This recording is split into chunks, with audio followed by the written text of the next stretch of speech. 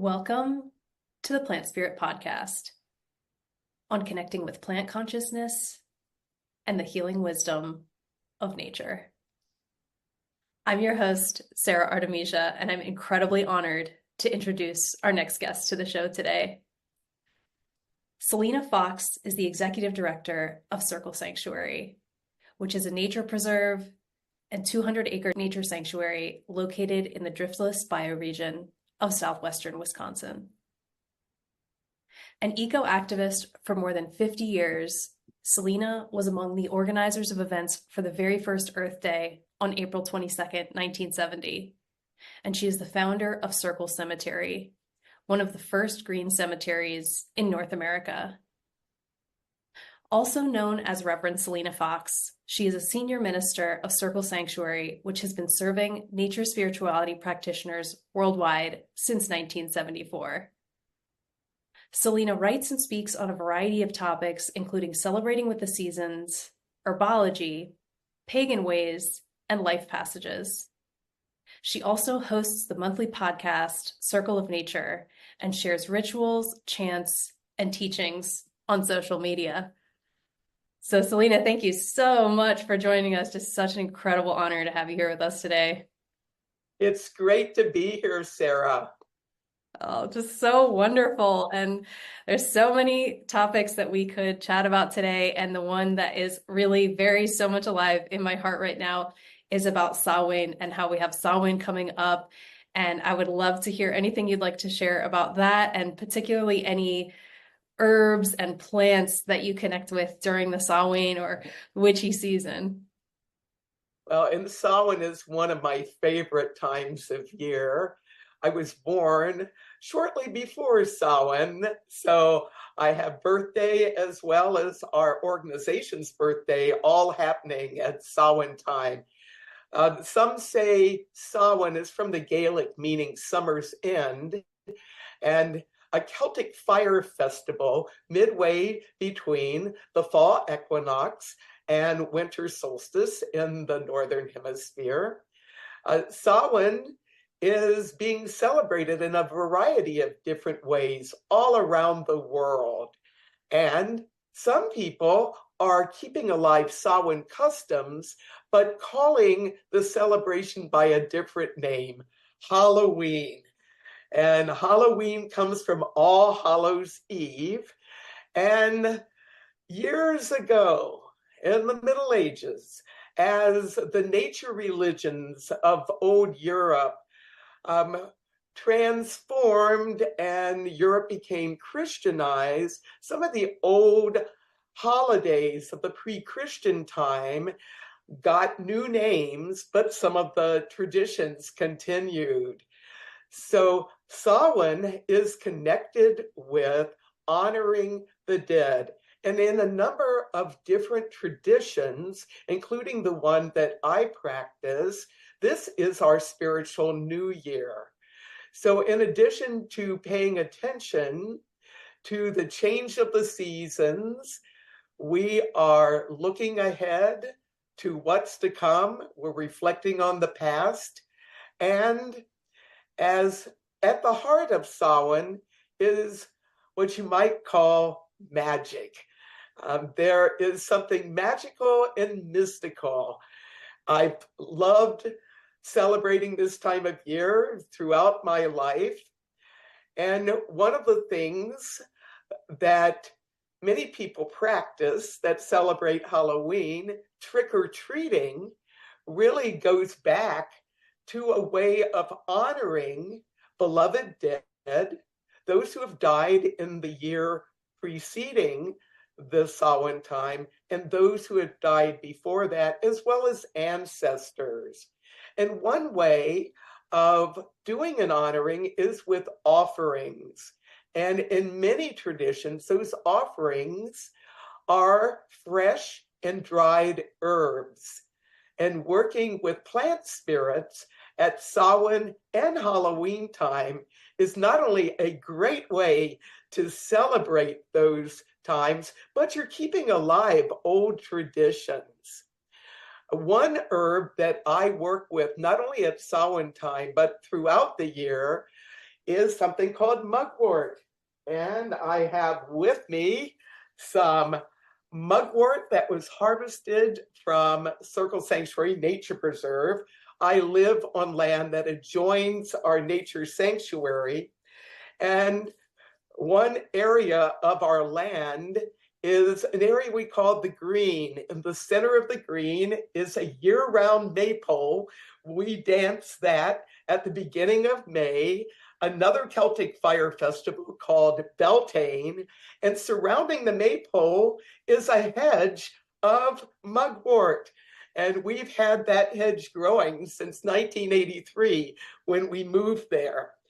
And we, as part of our harvest traditions, go and harvest in a sacred way mugwort, Artemisia vulgaris, and we use this in a variety of ways. So I'd like to share with you some ways to work with mugwort fresh and dried.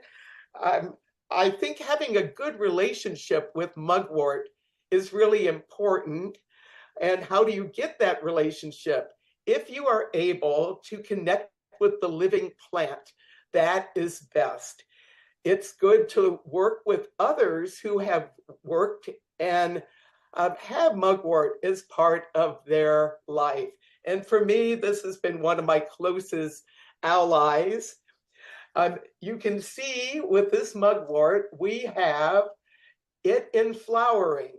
And you can harvest mugwort at different times, but at the height of its power is when it's just starting to flower. I like not only working with mugwort in a living form, but having it dried. So we strip the leaves off of the plant and use those leaves as offerings in sacred fires. We may also use them in teas. In fact, I started a herbal potion many years ago called Inner Vision Potion Blend.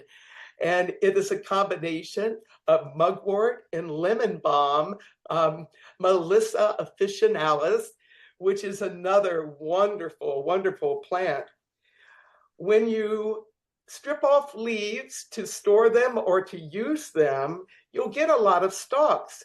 Well, those stalks can be used in sacred fires, and we use those stalks in a variety of fires as we celebrate the circle of seasons that not only include the Celtic fire festivals, the beginning of May and of April in the Northern Hemispheres, Beltane and Samhain, which many people celebrate as Halloween in late October, early November, but Lunasa, late July, early August, and Imbolc, which is late January, early February. And of course, we celebrate the solstices and the equinoxes as well. What are the properties of mugwort? Just working with it can help boost your ability to intuitively not only connect with mugwort and the plant spirit that's mugwort, but it can help you be more in touch with your intuitive side, which is so important. We need to develop our intellect, our rational analytical self, the part of us that can learn facts and information.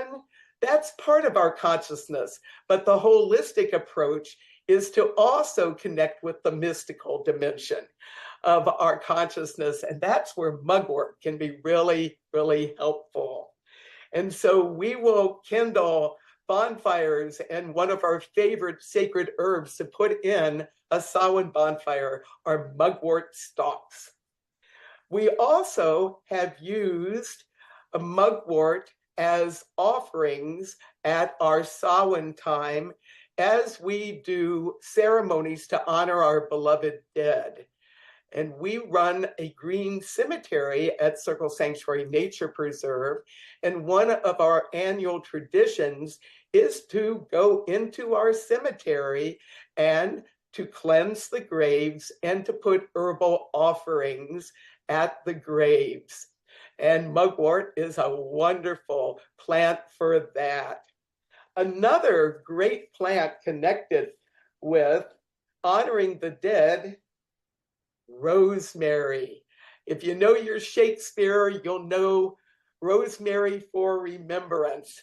And yes, it is associated with remembrance rites and honoring the dead. And as I have conducted burial rites and ashes scattering rites throughout the year, and sometimes we also have those at our Samhain gathering, rosemary has been a wonderful go-to plant.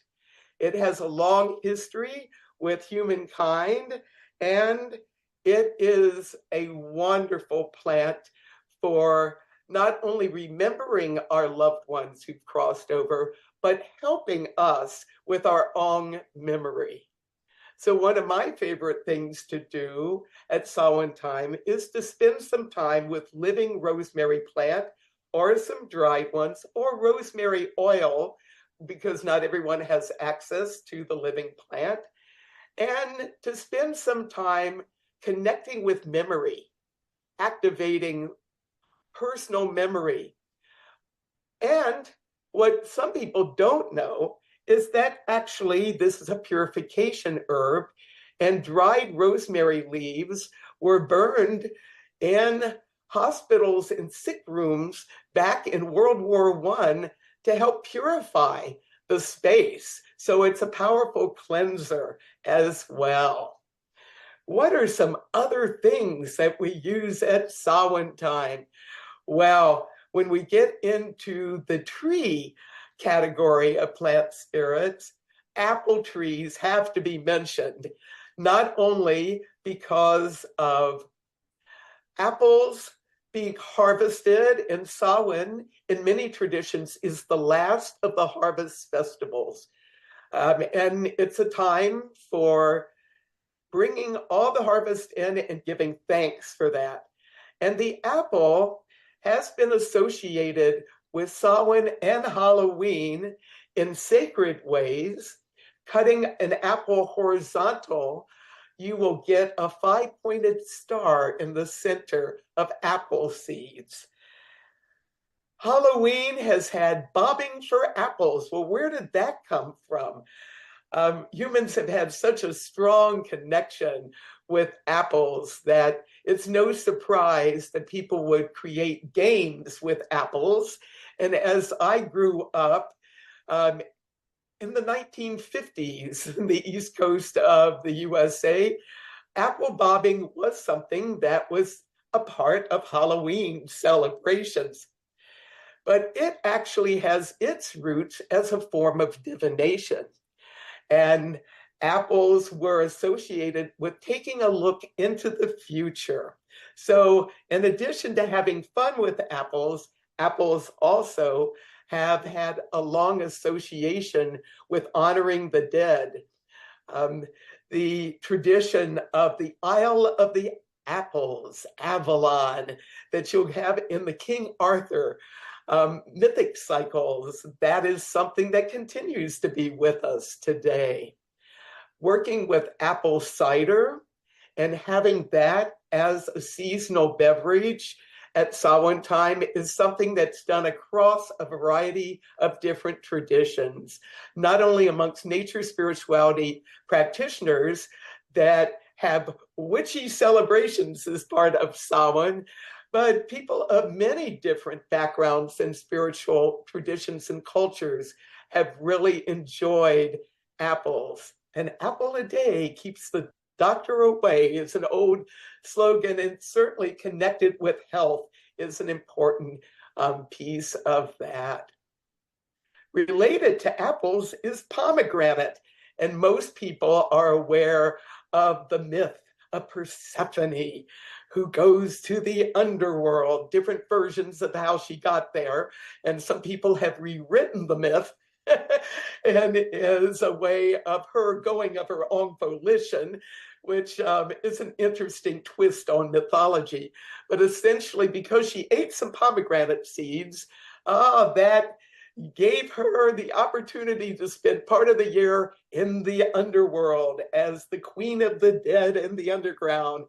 And yet pomegranates are certainly delicious and nutritious, but also associated with the dead, which is why that's another plant connected with Samhain and Halloween.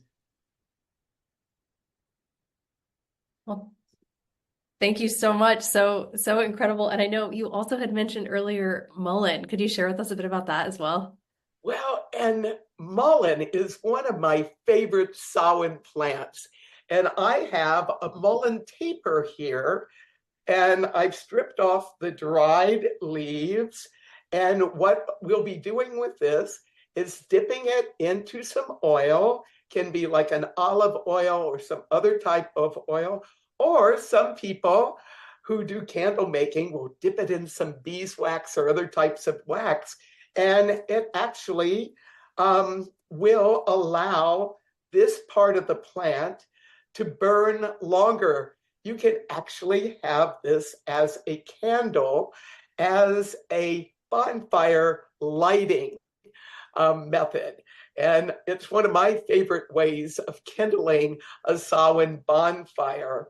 We sometimes will have multiple people taking these mullein tapers and each igniting them from a central fire and then taking them to the giant bonfire and processing around it and then kindling this amazing fire.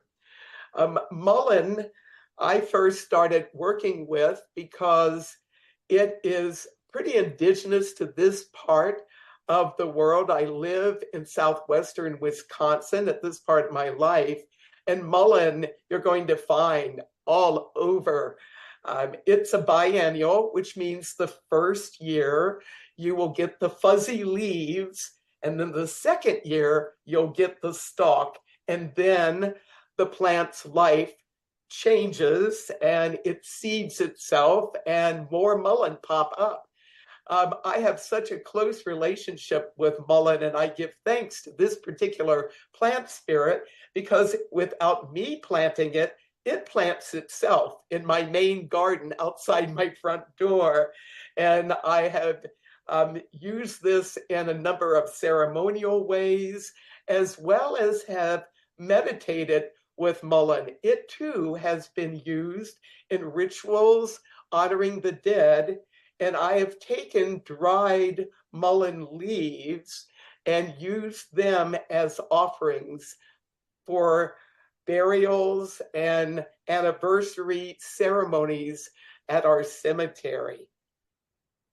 And of course, there's all sorts of other plants that are connected with the underworld, with Samhain, mint, spearmint, peppermint. There's a wide range of mints. Part of the reason that mint has a connection with Samhain and Halloween is because it spreads with these runners all over. And yes, mint can be quite exuberant. So if you have a garden, it's good to commune with your mint and get a sense of a good place for it to be exuberant. Some people will actually have a big cauldron with some holes in the bottom for good drainage. Mint loves water, but it does need drainage, as does many different herbs. And we'll just let the mint do its thing. Mint is refreshing, it's healing, it has a wonderful aroma and lots of different varieties. You may have heard of parsley, sage, rosemary, and thyme. It's an old folk song. Each of those herbs has been connected with life passages. So all three of the ways of working with herbs, you are working with the living plants, you're working with the harvested plants, and then you're working with the essence of the plant. Those three dimensions I think are really important as you explore plant work, not only for Samhain and Halloween celebrations, but throughout the year. I really think it's important to learn the science about plants, learn the lore about plants, and learn about the essence of plants, which is plant spirit work. So as I teach people about Samhain and Halloween herbs, I invite them to actually connect with a living plant and spend some time with it as a living being. I'm talking about uses and have showed plants that are part of my support network, and I am part of the plant support network. We have a mutual relationship where not only am I benefiting from having plants as part of my life, but I seek to help sustain plants and to keep their legacy not only alive, but evolving. And I do think it's important to have that spiritual connection with plants. At Samhain time, I have used mint oil, either oil that I've gotten from a pharmacy, so it's medical grade mint oil, which in holistic medicine has often been used to treat stomach issues, but I use it as an opener of inner awareness, anointing on one's head, and on other energy points on the body for people who work in that way. And mint can really help balance. It not only can energize us, but it can center us. And it's very versatile. So anointing oneself before one does a Samhain ritual or even going to a Halloween party to help center and focus can be a wonderful way to deepen your connection with the mint and the family of mints, but also to enhance your celebration. So great. Thank you. Yeah, and just so wonderful what you were sharing there about the multi dimensions of connecting with plants through the science, the lore, the essence. It's so important. Just like as we connect with other beings, with other humans, we want to know them in these multitudes of ways if we love them and care about them very deeply. And so that that aspect of also what you were just talking about with the reciprocity piece that feels so huge, how it's a very much a two-way relationship with the plant realm, with nature, and also a couple other things that you shared there that feels really important is the aspect of legacy and evolving. And so I know one of the other ways that you work very deeply with nature and support people in connecting with nature is through working with nature as teacher. And I was curious if you could share anything about that, honestly, that's coming to mind for you in this moment. And I think specifically something that I'm really curious about is, because you have been working in this field for so long, how do you see this work of working with nature as teacher being really pivotal for this moment with where the planet's at right now with humanity? Yeah, I think it's very important that we see ourselves as part of nature, not as controllers of nature, because we aren't. We are part of the greater circle of nature, not only here on planet Earth, but planet Earth itself is part of a natural system. We not only have our solar system, but we're part of the Milky Way galaxy. And when you get beyond the galaxy, there's that larger cosmos of which we're part. And I do think it's important for us to allow ourselves to shift out of human-centered consciousness. And that's where plant work can be so helpful for us. Yes, we are humans, we're in human form, but we also are interconnected. And we need to be more aware of that interconnection, and we need to deepen that interconnection in our awareness of it. I really celebrate the digital age for making it possible for us to do this podcast from different geographical locations and to have others join us from around the world, from different countries and languages and backgrounds and spiritual traditions and cultures. That is a fabulous dimension that has come through the digital age.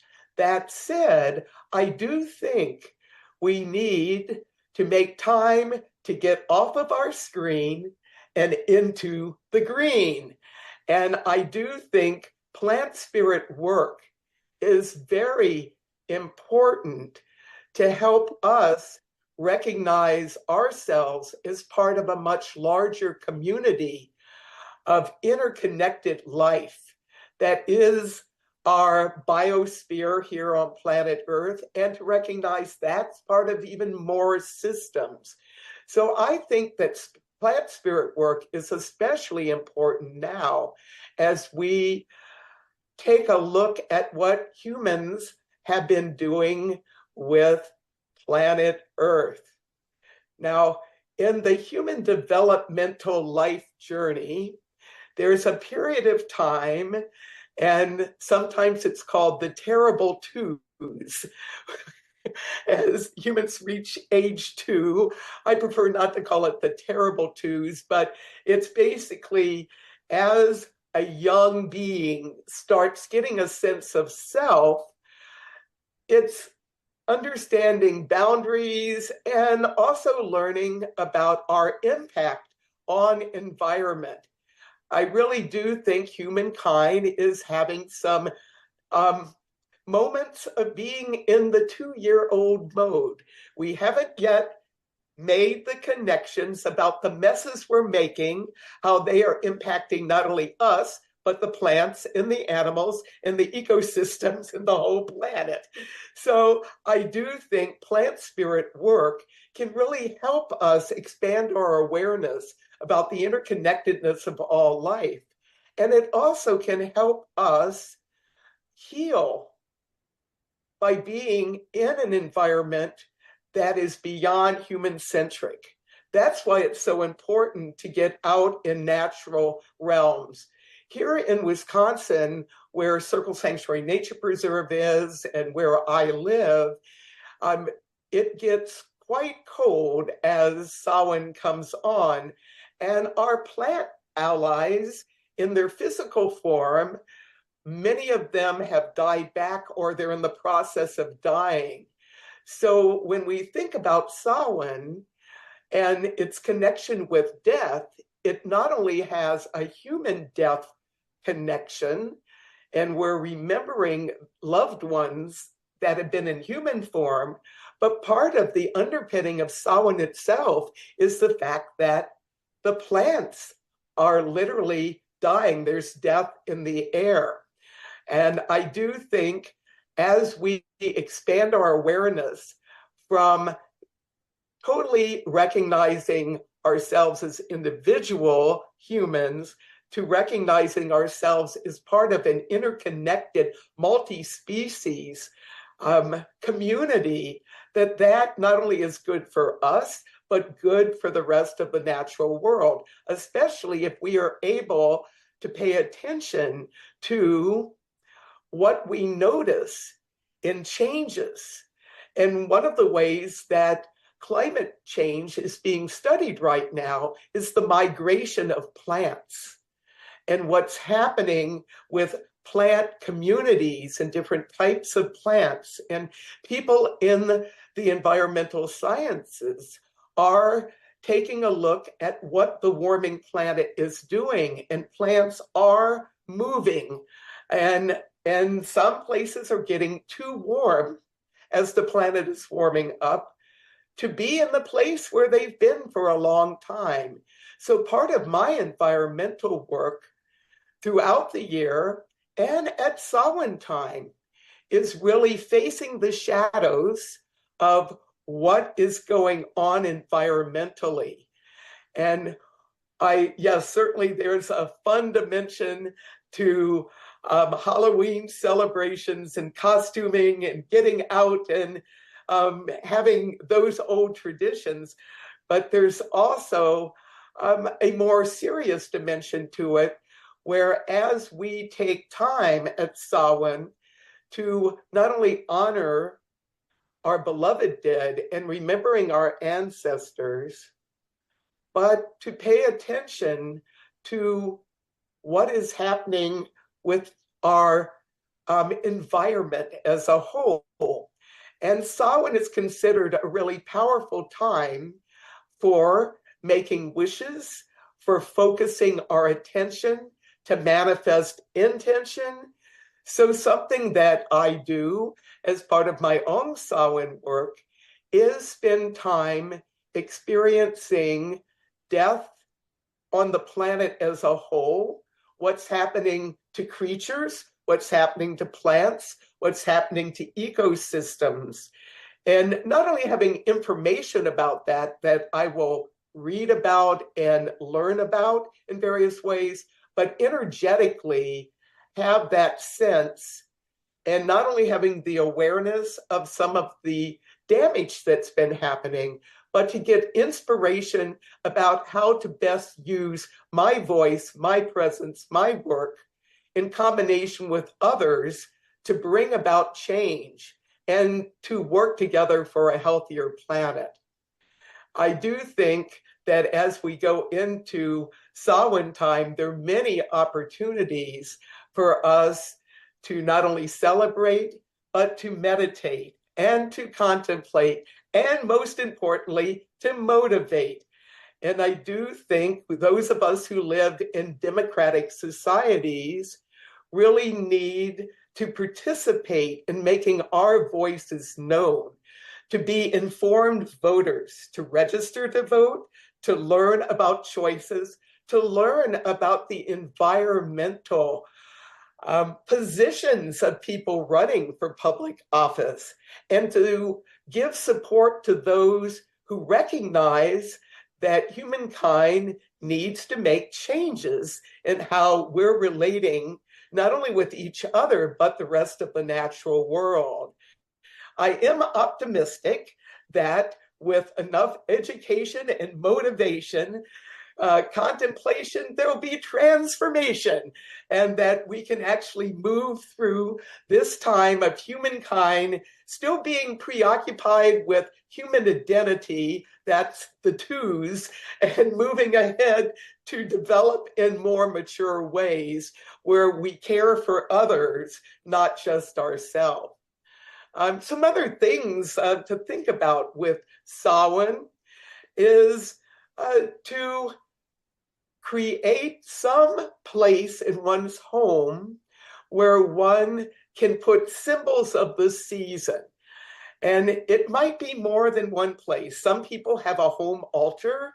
Some people like to put a wreath on their front door. I do that too. And one of my favorite plants connected with Samhain and Halloween is the pumpkin. So I go to a local farm market where people are growing their pumpkins and support sustainable agriculture.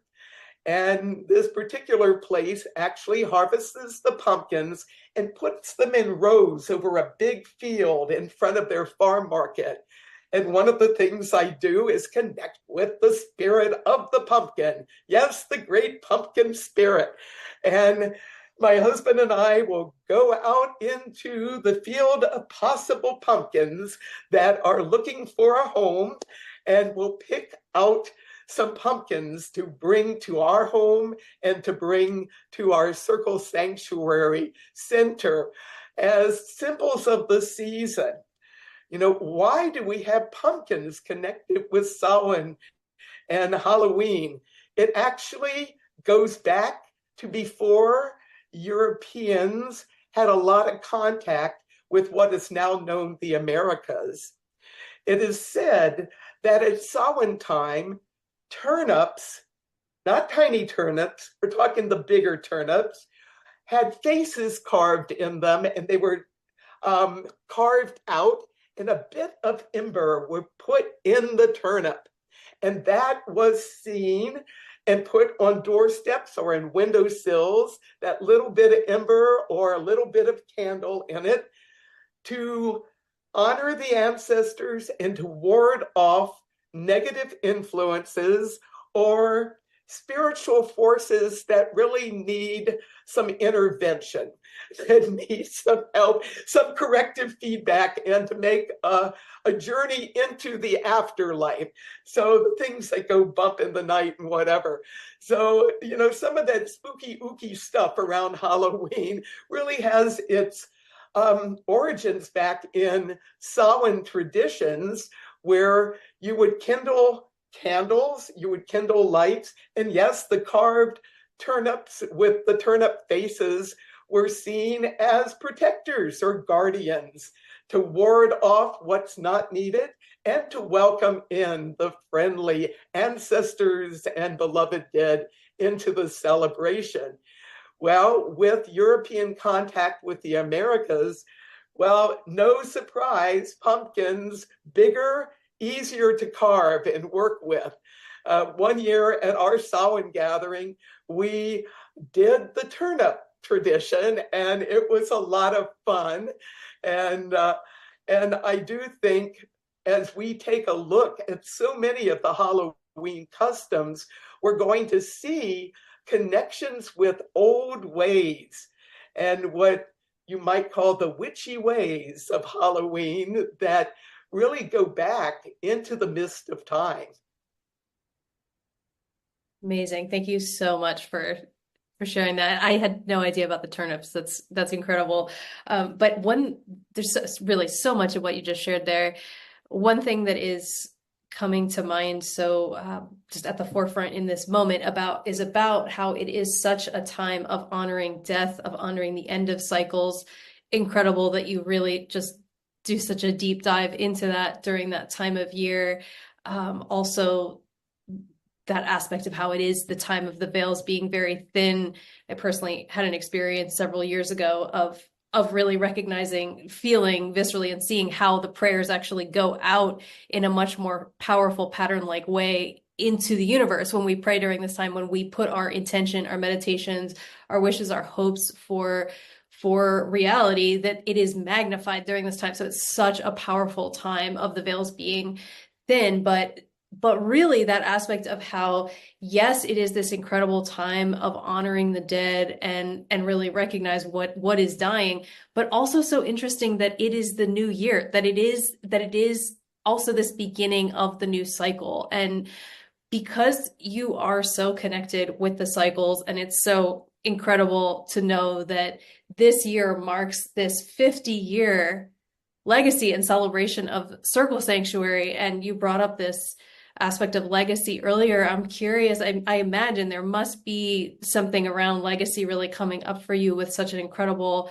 milestone. And I'm curious, have you heard anything either directly in your own perception or in communication with the nature spirits of the land around this legacy that has just been incredible, that you have spearheaded and has been very much alive for the past 50 years? Yes, this Samhain, we're celebrating 50 years of Circle Sanctuary. And part of that process has been going through old videos and photographs and things that have been written over the last 5 decades. And one of the real amazing things that have been a delight is to actually see the different plants in our gardens and in our fields over time. We pretty much have been doing ecological restoration on part of the property. And within this time period, we have done some prairie restoration and brought an old farm field back into prairie. And that's just been an amazing thing. And our gardens themselves have gone through changes. Mugwort has been one of those plants we've continued to have that has now actually escaped into the wild in places. So we can actually wildcraft some mugwort as well as having it in our gardens.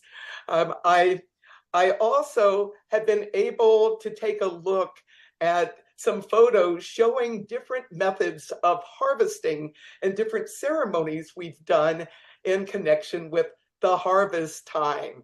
and having groups of people go and commune with the mugwort at Lunasa time and spend a few minutes just connecting with the plant before any cutting is going whatsoever. And that's been a long-standing tradition for me personally, as well as for ceremonies of harvest that I've facilitated, that we make connection with not only the individual plants, but the plant spirit, and align ourselves with that to get guidance, how much to take, where to cut, how to work together to sustain the community of plants, but to also be able to harvest things that will then be used for others.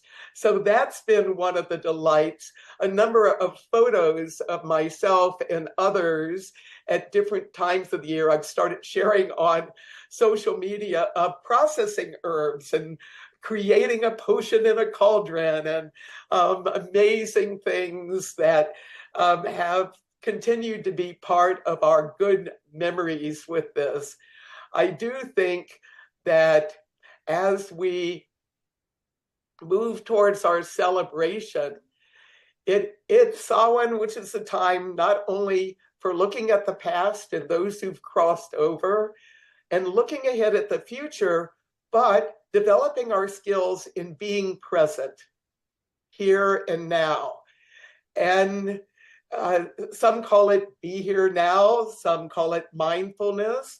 I think developing those kind of skills as one works with plants is really important. And for those of us who are putting together some displays of materials that are from our history, we spend some time doing that centering and just being present and letting the guidance of the community that has come to be part of the process and making choices of what to include and how to present things. So that's been a really wonderful thing.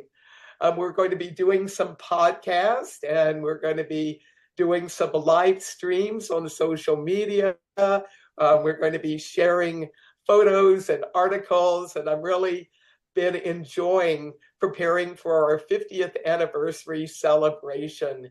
I do think it's really important within our community, as we look at the 50-year history, is to celebrate the multi-generational dimension of our community. And I'm happy to report that we're continuing to grow as a community, and we have people from the very earliest years way up into their 90s within community. And it's really important for people across generations to be able to come together. I think part of the reason that Samhain and Halloween are being celebrated by people who might not really identify themselves as somebody who's part of a nature spirituality tradition is there is something internal that is just connecting with nature, whether you're going to call it nature spirituality or not. And I certainly think that being able to do some magic, pay attention to our dreams and our visions, all of that's important. Some ways of working with some of the herbs that I talked about earlier is with mugwort, for example. One way of enhancing one's ability to be here now, to do divination in the past, getting guidance from the past, and divination and looking to the future, is to use mugwort, dried mugwort leaves, as a kind of incense. Some people will make a tea of it and will drink that tea prior to going to sleep at night for dream incubation. It's been used in dream pillows for many, many years to aid with dream work. But you don't have to use the mugwort tea just for nighttime guidance and divination, but during the day, taking a sip of mugwort tea, or if one prefers to use oil, to use that oil to breathe in the aromas is another way of connecting with it. Our mugwort is very hardy, and we actually most likely will still have mugwort growing before the depths of the winter and the snows come in. And one of my favorite things to do prior to having everyone arrive on the land for Samhain is to go into the mugwort circle, to experience myself literally in a mugwort environment, and to have the plants themselves, as well as the spirit of mugwort, to be present as part of me reflecting on ways to be effective in helping people deal with grief, helping people deal with stress. It's the end of the spiritual year in our tradition and many others. And it's mugwort also helps with purification. So some people will burn some incense as a way of purifying themselves and cleansing space, as well as bringing forth an awakened intuition, an ability to not only do divination, but be able to interpret the messages that come that way. Thank you for sharing so much about Mugwort. Just love her forever, forever. And I just love that she's growing all around your maypole. It's so wonderful. Just so incredible. Well, at Beltane, right before we danced the maypole, and I mean, this thing is really huge. We recycled a utility pole that had been left on the land. Prior to that, we'd go into the woods and connect with a double trunk oak and commune with the oak and get a sense of which of the trunks to take. So we would cut one of the trunks, so we're not killing the tree, and then strip off branches and then haul it back. We did that for a number of years. But because that wood has not had any kind of preserving, it wouldn't last very long. And we found a really old utility pole that had been treated at some point, but hopefully all those chemicals are long gone. But certainly we've had the existing pole much bigger and heftier as our main maypole. And one of the things we do, because we have ribbons and we unwrap the ribbons, is we make sure we go around all the mugwort, we trim the old stalks right down to the ground, and we honor the new plants that are just starting to come up. So when you have several dozen people all dancing around on the mugwort, actually the mugwort has tended to appreciate that and has gotten very exuberant. So part of how we know how a growing season is going to be is not only how well the ribbons are woven, but how happy the mugwort has been. I love that. Oh my goodness, that's amazing. Ah, yes, love that so much. So tell us, Selena, how can people find you and find out about your work? A good way to find us is at our website, circlesanctuary.org. And you can also connect with us on social media. For me, on Facebook, my main Facebook page is Selena Fox Updates. I'm on Instagram, Selena Fox. I'm on X, formerly known as Twitter, Selena_Fox. Yes, I even have a TikTok account. I occasionally do, Selena Fox Circle. And if you want to contact us by email, you can contact me, Selena, at circlesanctuary.org. Or if you want to be in touch with our center, circle@circlesanctuary.org. Our podcast information is up at the Circle Sanctuary website. Circle Sanctuary Network podcast and my Circle of Nature podcast I'm doing every month. But we have archives of past podcasts. So if you're really interested in learning more about some of the herbal podcasts I've done at various times, you can go to the Circle Sanctuary website, go to our CSNP page, and look under archives. And you're going to find a whole lot of podcasts, mostly audio, about herbal work that I have done and that I teach. And I also have a YouTube channel, Selena Fox, as well as Circle Sanctuary has its own YouTube channel. And yes, I have some publications. I've written some handbooks and have contributed to articles. And so lots of ways to connect. And it's really great to be with you and with your community of people that tune into this podcast.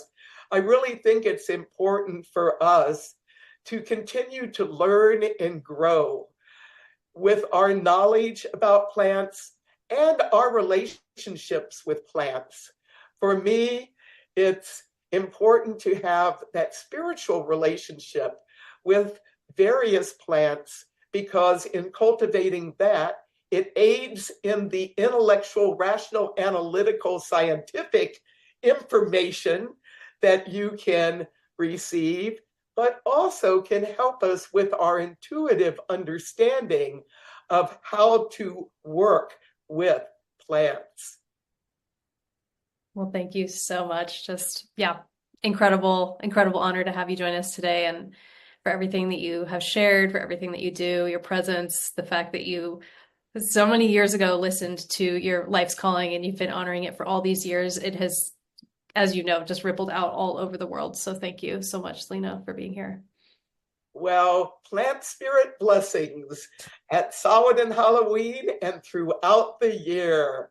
And may we continue to connect on the screen, but also go into the green, not only to help us with our life stressors and development, but to work for the greater good of planet Earth as a community of life.